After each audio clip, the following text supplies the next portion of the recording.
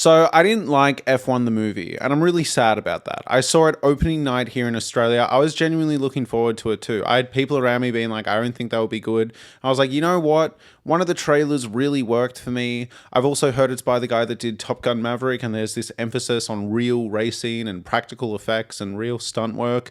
And I was quite excited, all right? I didn't expect it to be the best film of the year. I didn't expect it to be particularly highbrow. I was expecting something maybe a bit below Ford v Ferrari. I think Ford v Ferrari is as well made of a dad movie as you can get. You know all the beats you're going to hit, but they're just done perfectly. And then I heard that Hans Zimmer was doing the score. That gave me even more hope. I love Brad Pitt. That gave me a lot of hope. And I sit down in the theater on opening night in great seats. I gave this movie the biggest chance I could give it.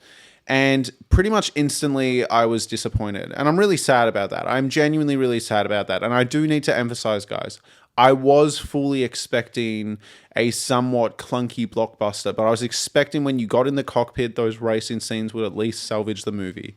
And to my disappointment, I found this movie messy, confusing, annoying, and not particularly gripping. I think the biggest thing here is I can't recommend seeing this movie even just for the racing, because I actually think watching actual F1 is probably more compelling. And I know a lot of you are probably going to say, well, duh, but this is like a fictionalized movie. But the big thing here is they have an advantage. They are using the art of filmmaking to make F1 racing exciting, right? And instantly, the first couple races, they'll put the camera in the cockpit. I'm like, I can't wait to be in that POV and watch all this chaos unfolding around him. And it just starts cutting. Cut, cut, cut, cut, cut, cut, cut. Just cutting every 4 seconds. Like, for some reason, no shots really hold. And I was really surprised by that. This might be an expectation thing, but from one of the trailers, I was expecting this adrenaline-fueled movie where, like, you know, you really get a sense of how dangerous racing actually is. And you fear for Joshua Pierce, this other character, and you see the chaos of driving F1 and how intense it is, but you get why they're addicted to it. You get the rush.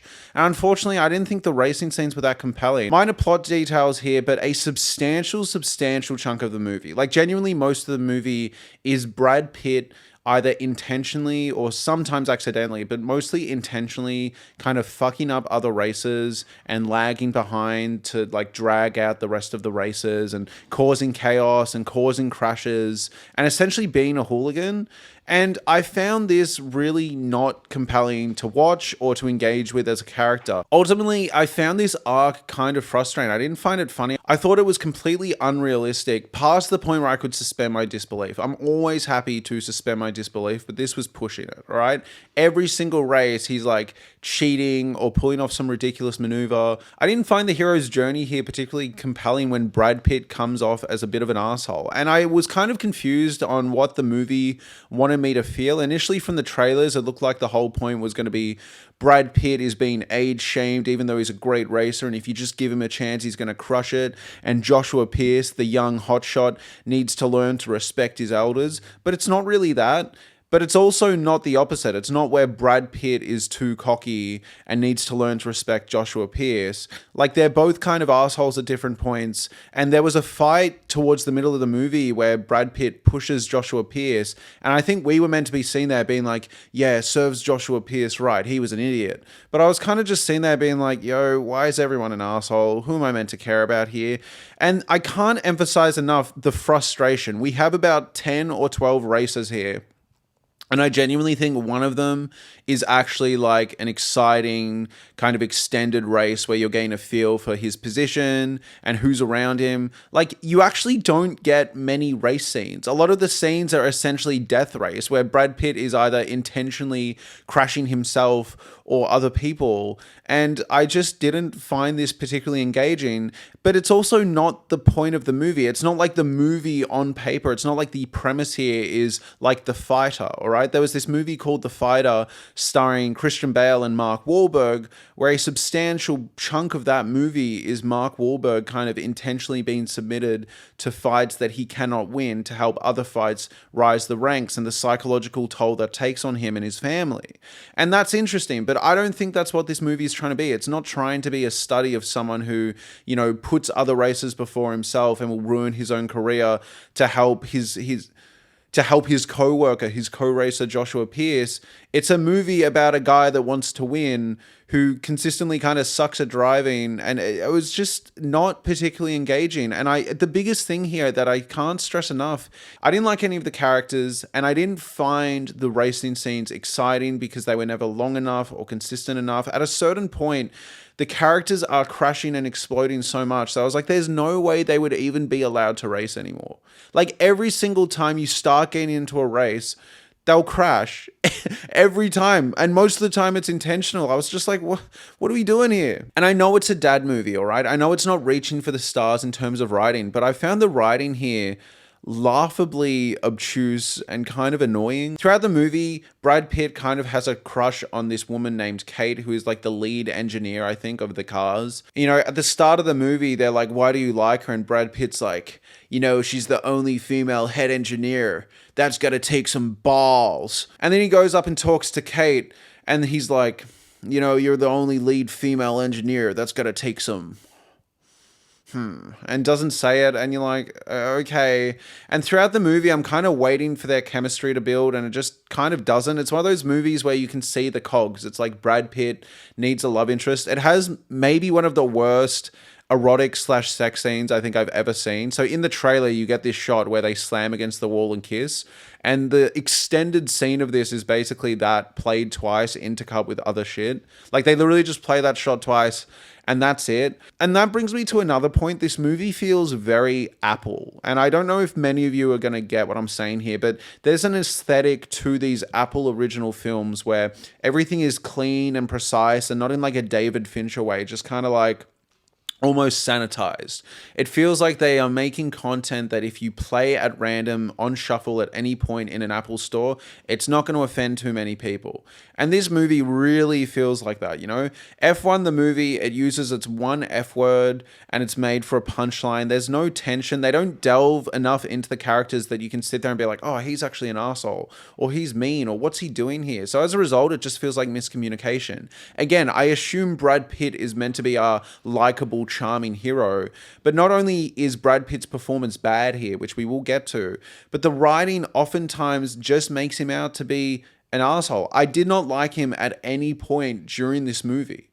And I was waiting to be like, oh, it's so good that he puts other races before himself, or it's so good that he actually calls people out for who they are, or, you know, there's this angle where they talk about the fact that he gives this punk rock edge to this racing company run by Javier Bardem. But at a certain point, I was like, I think his recklessness is overtaking this, and not in a compelling, exciting way where like, God damn, he gets results. Because frankly, if you know anything about the sport, they fucking lost. They lost like every race. You know, like every single race, because they're crashing all the time. And yes, they have a victory towards the end. Of course they do.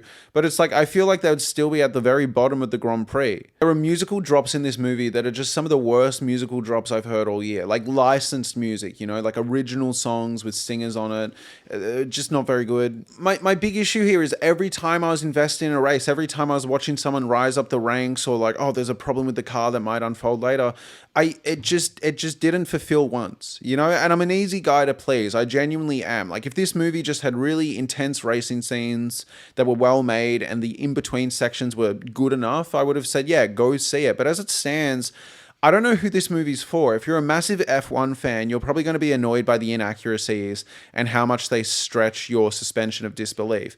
If you're not an F1 fan, like me, I'm not a massive F1 fan. If you're not an F1 fan, to me, I was just like, oh, I kind of just want to watch some YouTube videos of highlights when I get home, you know, because you would occasionally get some cool car porn and then it would cut off just for like really boring character work that I didn't find particularly engaging or investing. Pretty much every character dynamic is told and not shown. You don't really feel any character dynamics. It's just a lot of people kind of like saying how they feel. There's a moment where Joshua Pierce's mother comes up to Brad Pitt and is like, if you hurt my son again, I'm gonna put you in the hospital. And I think it's meant to be a heartfelt moment. I don't think it's meant to be funny. I think the way it's framed, it's meant to be like sad and confronting. But as it stands, the movie has miscommunicated so hard that I'm like, should I be annoyed at her?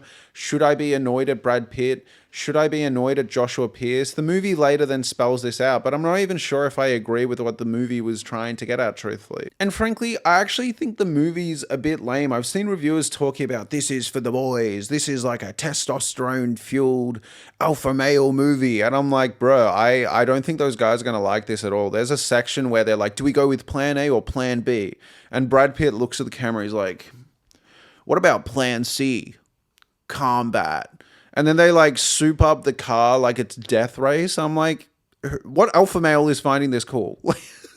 And then the whole engineering team starts going, combat, combat, nah, man. And there's another section where our three leads start playing poker, and it's just rough. It is just rough. The character of Kate says that she only hooks up with winners, right? And Brad Pitt wants to hook up with her because, like, being the lead female engineer takes some balls, all right? So Brad Pitt has his eye on Kate, and they're playing a game of poker, a three-way game of Texas Hold'em, I believe. So Kate, Joshua Pierce, and Brad Pitt are playing poker. And eventually Joshua Pierce wins, all right, and leaves the table. And you know how this is going to go because Brad Pitt hasn't shown his hand.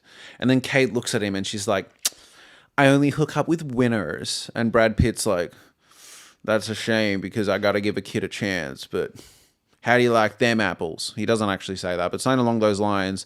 And then she essentially just like creams her pants there and then we cut to like the worst sex scene ever. Oh my God. And then we have this scene on the balcony that people are calling like the emotional high point of the movie, and Brad Pitt's performance is good. I don't think Brad Pitt's performance is good at any point during this movie, but his balcony scene, I thought it was embarrassing. It's the monologue is literally just that thing of like, my head is so fucked up and there's so much going on in my mind, but there's a point where I'm racing. And everything clears. It's just me and the road. And it's like, we've seen this monologue before. And the big thing here is I want to emphasize, a lot of you probably think I'm being a hater and I just don't like fun movies. So Ford v Ferrari does this movie well, in my opinion.